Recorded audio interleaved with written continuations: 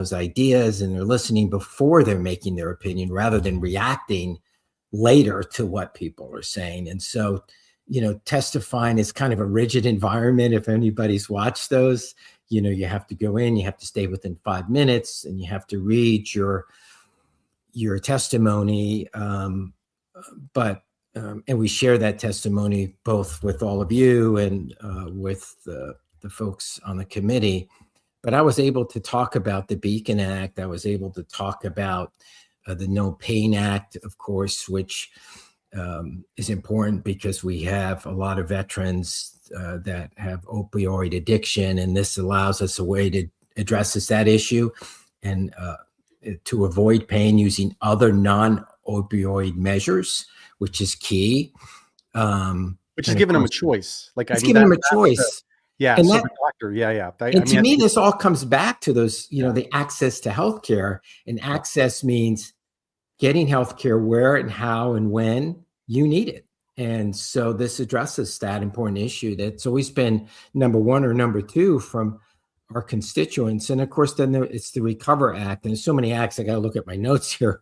But the Recover Act really increases the ability of communities to provide mental health. So again, providing grants, providing funding so that we can get this out at the local level. And that's where actions happen. Where the tire hits the road is in communities, local towns and cities where you have VSOs, veteran support organizations, that know what's happening.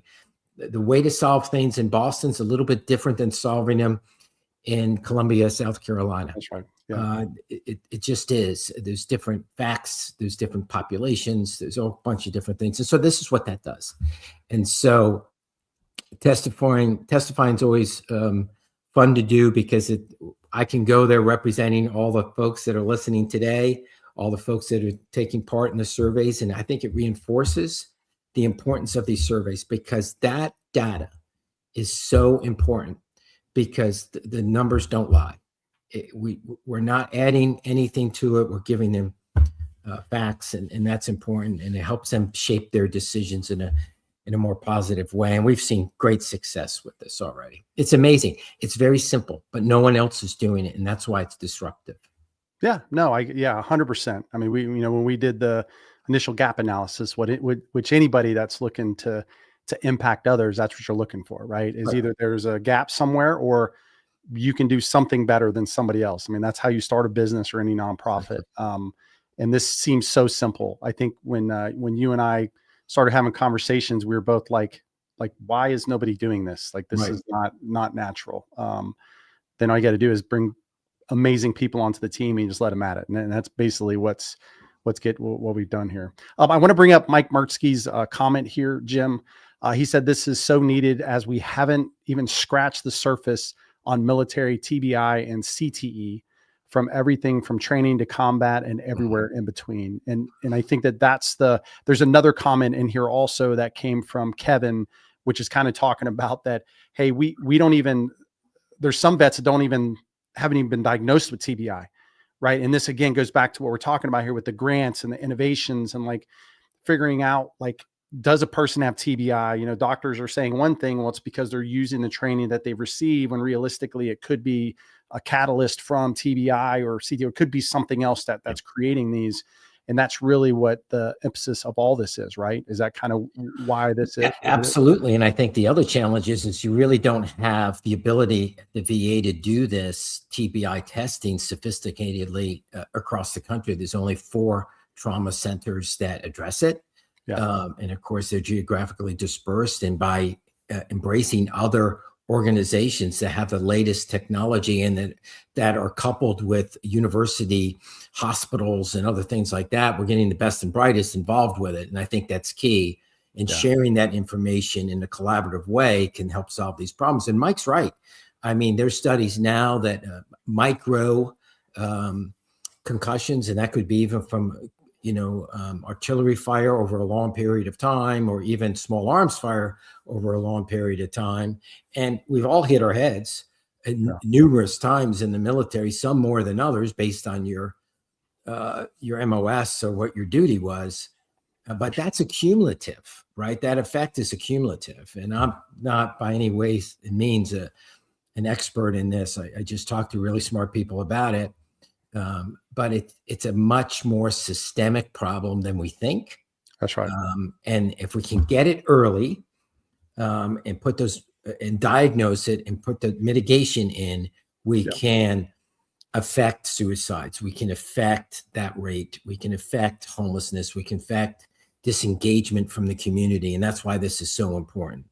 Yeah, no, it's the great part is that we're highly focused on this, right? It's part of, we see the benefit of this, working with organizations that are focused on HBOT and all these other things, or, TBI and CTs and all of this. It's becoming more and more apparent through a lot of the research and stuff that we are even conducting internally, trying to figure out some of this stuff. So we appreciate Mike Desmond and his team, what they're doing to continue this. And of course, Jim, I suspect that, there's going to be lots of conversations about this through the year. So I know we'll be updating everybody that's here today. So appreciate all you guys, what you're doing.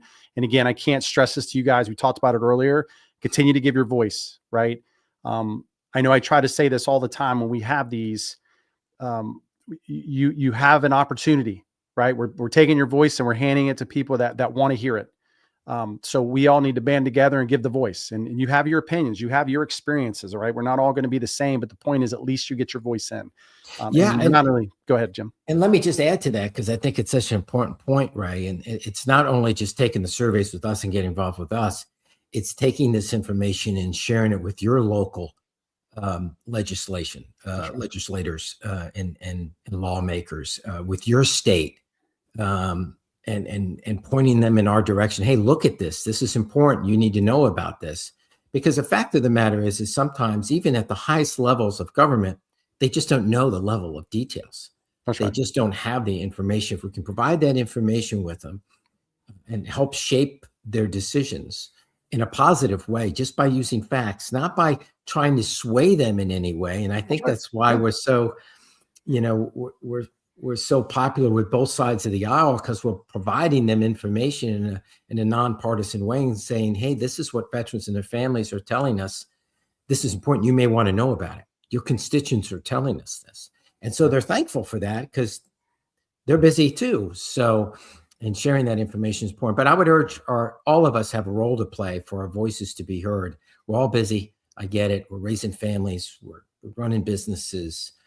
We're doing all kinds of stuff, right? And so the day gets filled up with a lot of things. But if you can find time to give this information to your local representative, or getting involved with a VSO in your local area that might be tackling this problem, please do.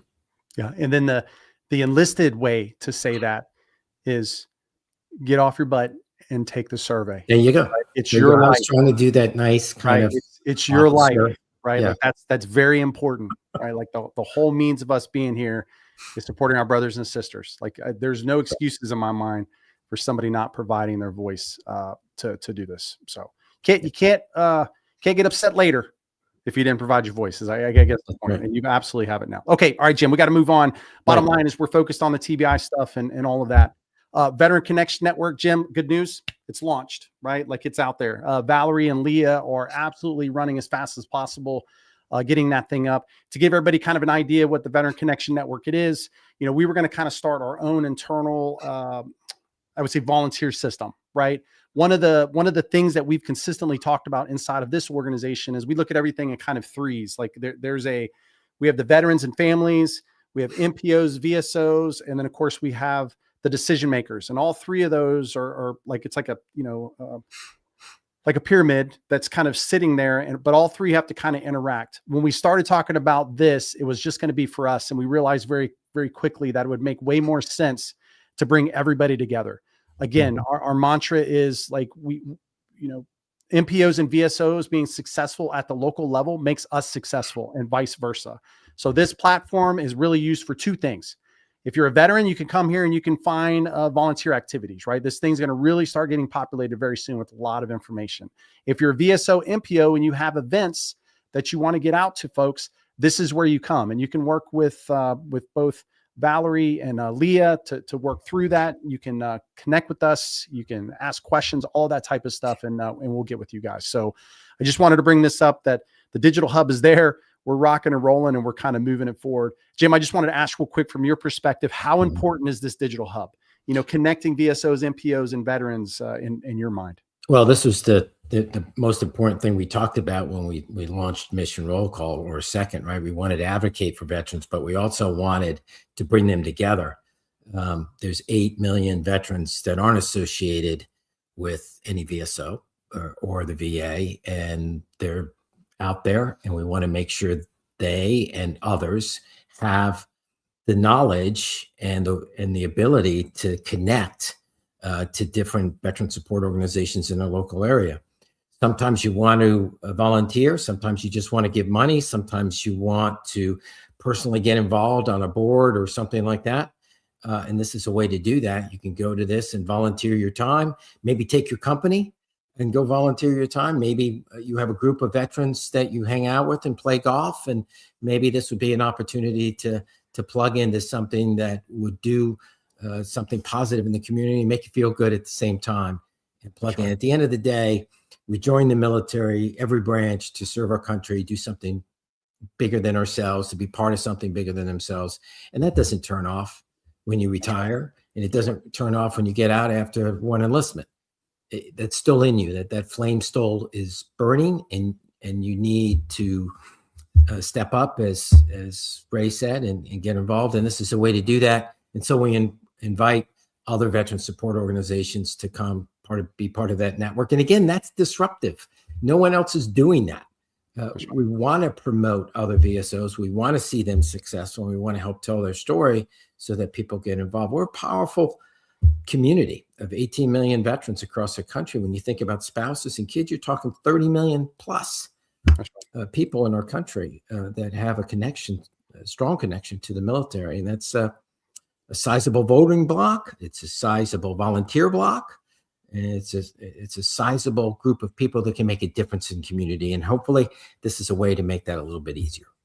Yeah, no, 100%, Jim. And I think that, if everybody followed our lead, look, we don't want to be the sole people that are bringing people together, other VSOs and MPOs, right? We just want to be, we want to be a change. We want to be a disruptor in the idea that we all got to work together. And I know you and I have talked about that a lot. There is a lot of veterans, and yeah, there's 44,000 VSOs, but let's just be honest, like that's for 18 million, 30 plus million, if you talk families, that's really, when you start doing math, that's saying all of them are supporting thousands and thousands of veterans. And we know that that's not the case. So, we all do need to work together and kind of bring it together. I want to bring up, Valerie just kind of posted up, for those that don't know, we have been lucky to kind of partner with the Woodpeckers, so the Fort Bragg Woodpeckers here near Fort Bragg, North Carolina. So if you guys are in this area, you guys can go to the VCN. We're going to have some tickets and other stuff that we're going to be able to give away for you guys to go hang out, watch some baseball with the family, the kids, whoever. That way you guys get a little bit of time. Absolutely. So Jim, now we get the fun part. Yeah. Right. This is the thing. We got a special guest today. So, man, we have talked about doing this for so long. Again, it goes back in the whole mantra of, we want to be supportive. We want to put other VSOs and MPOs on our shoulder and lift them up so that they can do better work. Right. Much of what we do is kind of in the back end, realistically, because that's, we're pulling data, we're leveraging veterans to give us their voice and like all of these things, and then sharing it outwards. So we're not always out doing what some of these organizations are doing. So doing this, like, this is the first one, and really excited about this. At MRC last year, and when you and I came on, we talked a lot about the underserved veterans, right? This idea, Native Americans, like there's a whole rural based, this whole kind of ecosystem, and we're getting more and more of that, of veterans that just don't have the support that they need. And part of it's because they live in an area that just may not have a VA, may not have a medical center for community care. It could be 90 plus minutes away, even further than that. I'm just saying 90 plus minutes is kind of like we'll say the minimum, but it could be way further than that for them to seek the care that they need, especially from a specialty medical care perspective. So as we've been out, we've done the things that we've done. Last year, we got an opportunity to meet a great organization, and in comes, Operation Honor Rural Salute, really an organization that empowers rural veterans, families, and communities by connecting them to vital services. And there's a lot of services that they focus on, Jim: housing, healthcare, business support, career opportunities, and there's so much more. Oh yeah. We're going to get an opportunity to talk just a little bit about that, and then of course be so good. So I would love to introduce our guest. Bring her on, Michelle Lang. She's the executive director of Operation Honor Rural Salute. So Michelle, welcome in. Thank you for having me. Yeah, well, you know what? We are glad to have you. Now, Michelle, we kind of pulled a hoodwink on you, just to be clear.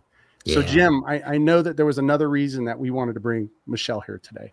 So be happy to have you talk to her. Yeah, and I kind of feel bad. I kind of feel good about doing this. It's bad because we brought her on 5 minutes before this, and we kind of went through the run of show, and this is kind of what we do. And she commented, "Boy, you guys are so wired. It's great. It's wonderful. It feels so good about it."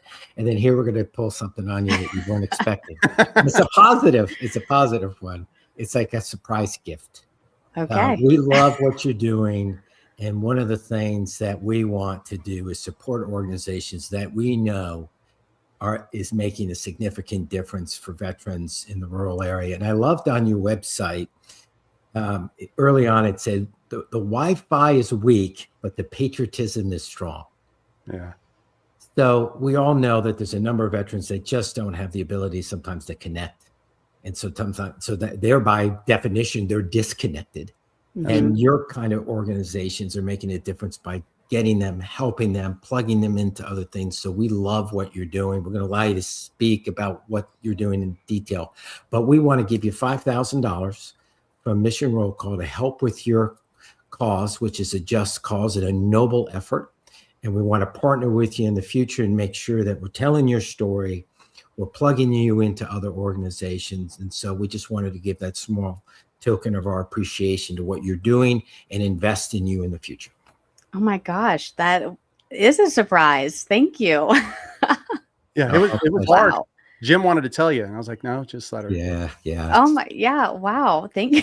Gosh, thank you so much. I really appreciate it. And I love working with Mission Roll Call, and I'm a huge fan of your organization, and your mission and how you think about things. Like you were saying, we also believe that we go further together. If you want to go fast, go alone. But if you want to go further, go together. And we try and link arms with people that feel the same. So that way we can serve as many people as we can the way they want to be served. And so I just really appreciate you guys. Yeah, no, it's good. So Michelle, we actually saw as we were planning this out, maybe December, January, don't quote me on this. You'll know what I'm talking about. But on LinkedIn, you had actually made a post about, you wanted to grow, you wanted to get bigger, you wanted support, you needed support. And just at the same time, we saw that, we're like, oh, this is perfect. And obviously we've done work with you last year in 2025. I think this is a great segue to kind of move into you to talk about why Operation Honor Rural Salute. What moved you and your husband to focus on this journey and begin it? It was our lived experience. So when my husband got out of the military the first time in 2019, we moved back to Pennsylvania, and we found we just didn't have the support that he needed there. And there was a lot of providers that didn't fully understand the veteran experience, would actually cause some more sort of moral injury. And I thought, this is so interesting, because we are in a place where, they hang banners on Main Street and people say, thank you for your service, but you don't really know how to help the veterans that are there. You don't know how to help your coworkers. And so he did civilian life for a total of 3 months, got back in the military, and we moved to Fort Bragg. And I thought, I talked to some people that were in still, and I talked to some more veterans, and, is this, what are your thoughts? Kind of polled people, if you will, and just went for it. I wanted to be able to reach into the small towns that are very patriotic and want to help the veterans that live there, but don't know where to start. And so we just started building.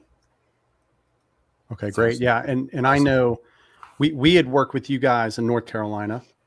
I don't want to butcher this and speak on your behalf. So I know there's more than just North Carolina. Like North Carolina is a piece of what you're focused on. So could you kind of do two things for me? One, talk about all the locations that you guys are kind of focused in now and moving forward.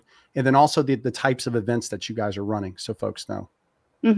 Yeah, so we have served people all over the United States virtually. People pick up the phone, they call me, so I can help connect them to resources in sort of a more intimate way than just clicking through a database. But we have our own resource database too. The past 3 years, we have been focused a lot in Pennsylvania because that's where I'm from. And that's, where my heart is. I'm from rural America, Pennsylvania. And so I wanted to go back and help the people that were there. And then in last year, we were like, let's test the waters and see really if there is a true need. Maybe this is in my head. I mean, we've done it for the past 3 years, but maybe it's different here. And there is a need. It turns out there is a need. I was right. I wasn't imagining it. So this year we have expanded our events to North Carolina, Pennsylvania, Georgia, and Florida, launching these sort of statewide initiatives where it's a county fair type feel. So meeting these veterans and military where they're at in a situation that is comfortable to them, leaves them open to asking questions, experiencing things, having fun for the family for free, and getting the support and help they need while teaching the community how to support their veterans that are there too. Yeah. Okay. That's great. Yeah. And I'm guessing, because there's a lot on your website. We looked at your impact report, kind of what that looked like, and then of course the website.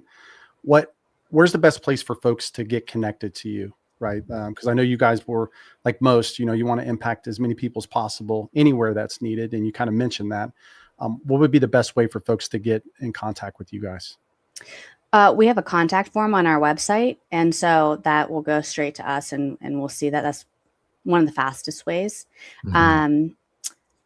Also, if people have reached out on our Facebook, on our Instagram pages, we are very responsive. I find social media to be a great tool because people just feel comfortable to chat there. And so I get a lot of people that message us on social media. Yeah. Okay. Well, we'll share it. I know the team's got it here. So team, if you guys do us a favor, just put up those links so that they can make it to Operation Honor Rural Salute. Michelle, we are humbled to have you here. We're humbled to see the work that you guys are doing out in the community. We're glad you're the first, right? To come in and have this. We're here for you. We're looking forward to 2026. I know there's already some stuff that we're inviting you to, and don't be shy to reach out to us, the team, Jim, whoever.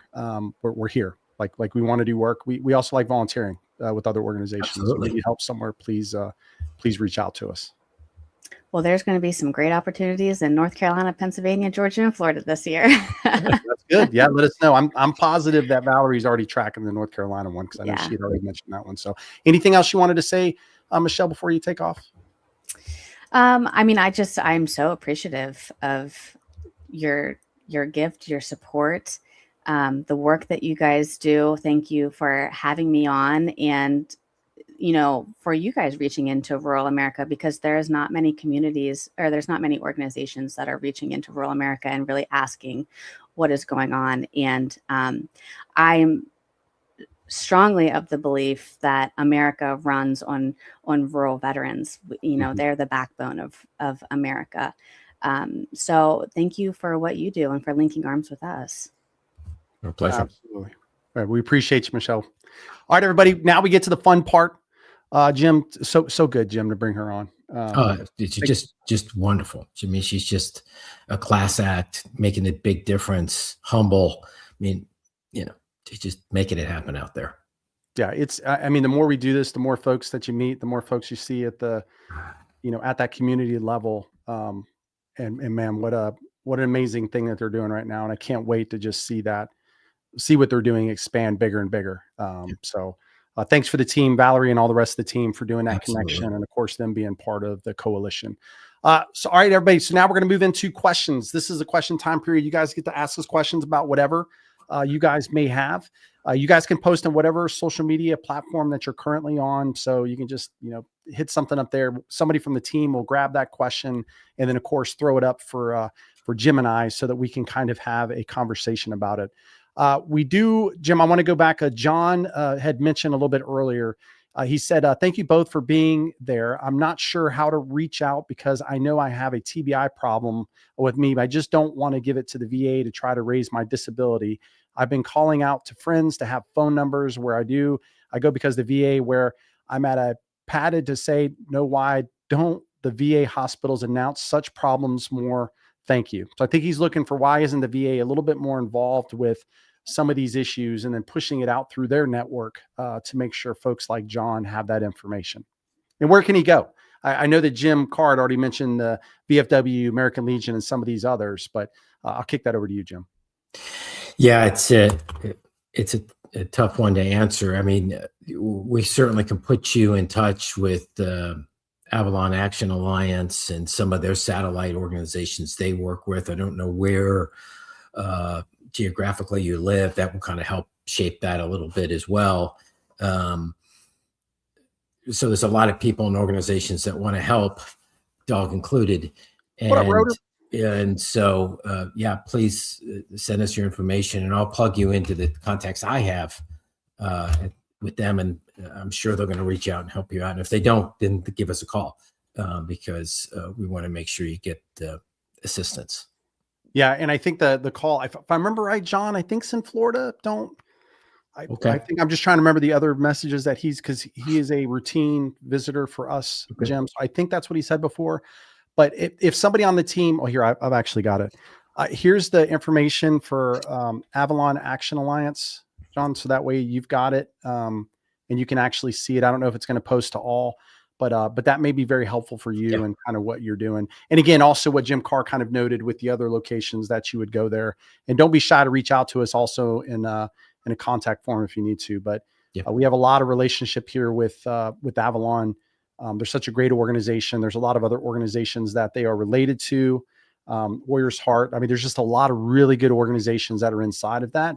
Yeah. So going to them is probably a good step especially if it's TBI related.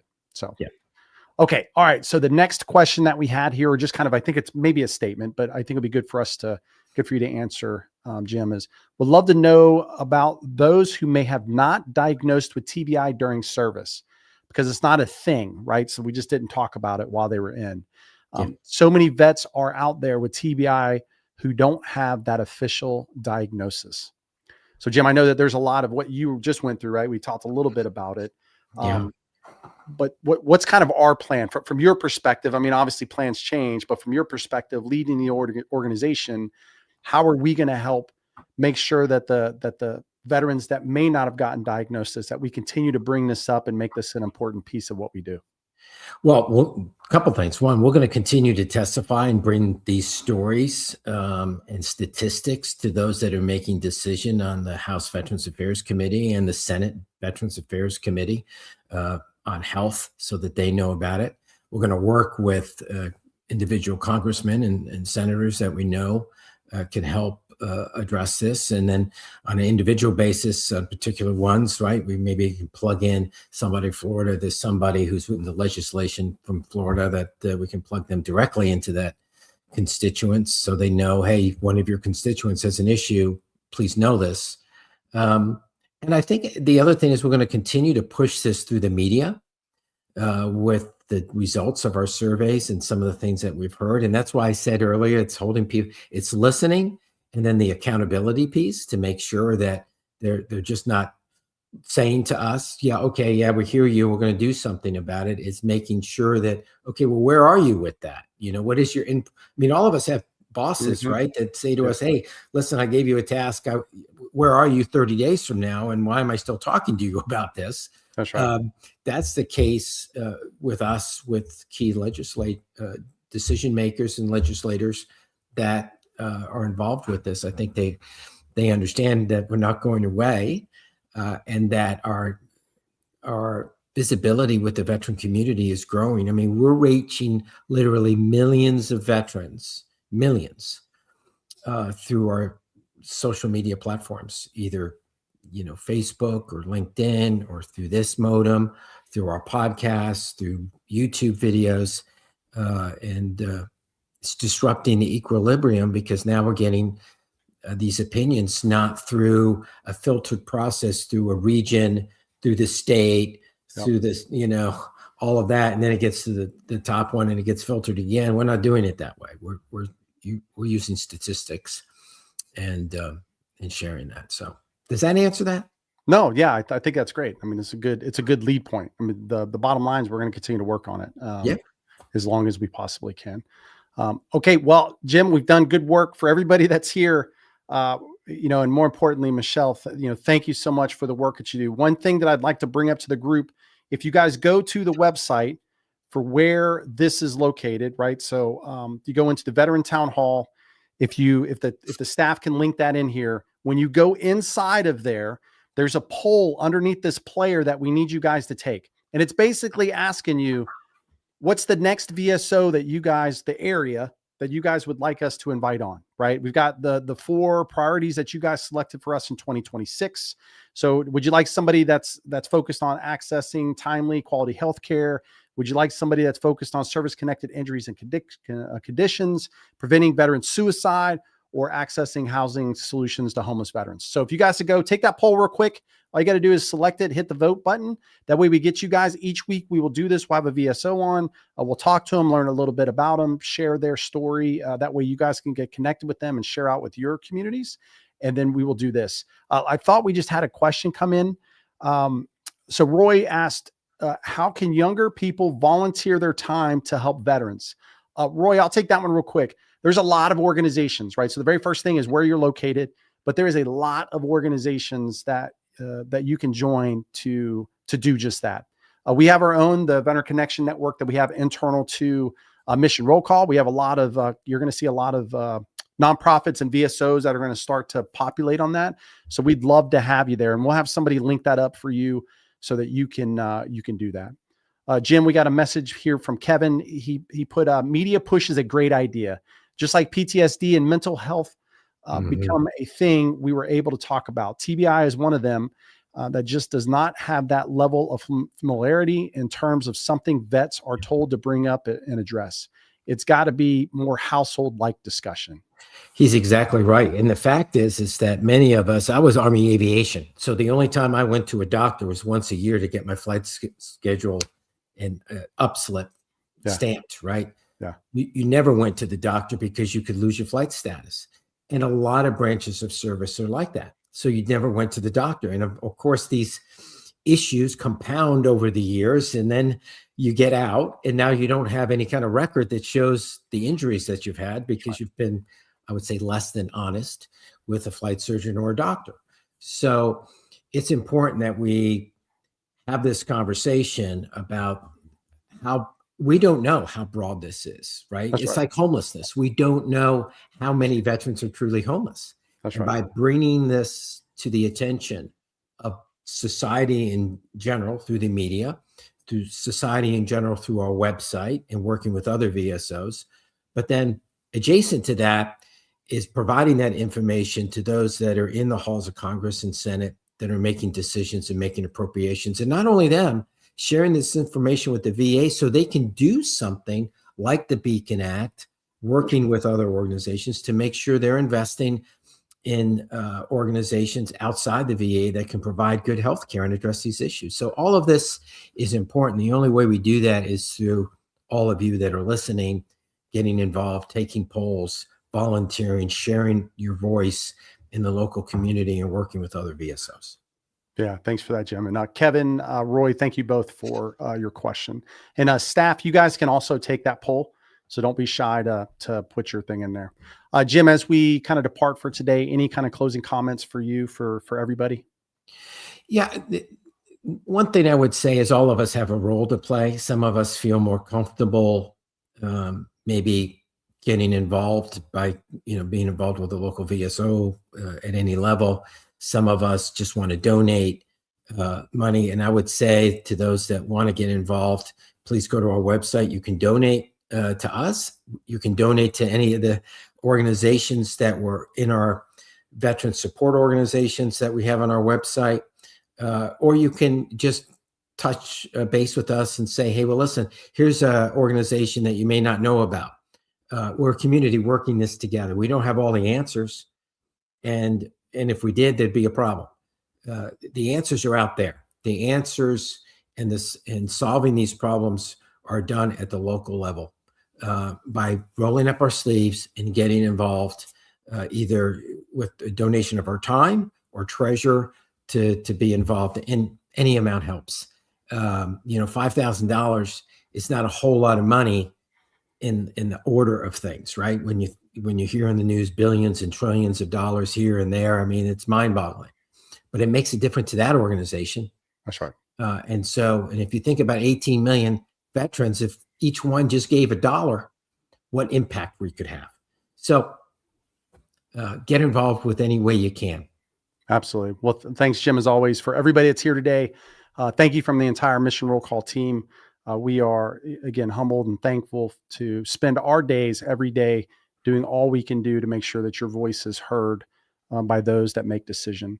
One of the things we want to bring up is, we have 4 pillars inside of the organization of connecting, informing, educating, and empowering. And it's important that each of you understand that, we're going to do our best to connect you. We're going to do our best to inform and educate you so that you understand, and not just you, also your families, VSOs, MPOs, and of course, those that make a decision. But we need you to empower yourself to give us your voice. Okay. Because if you don't do that, at the end of the day, when decisions are made, again, we're going to look straight back at you guys and like, hey, we have the opportunity. And one thing that we will continue to do is to make sure your voice is elevated. So thank you for your service. Families, thank you for borrowing your loved one to serve our great nation. We appreciate you guys. And we'll see you back here on February 11th. We'll see you guys.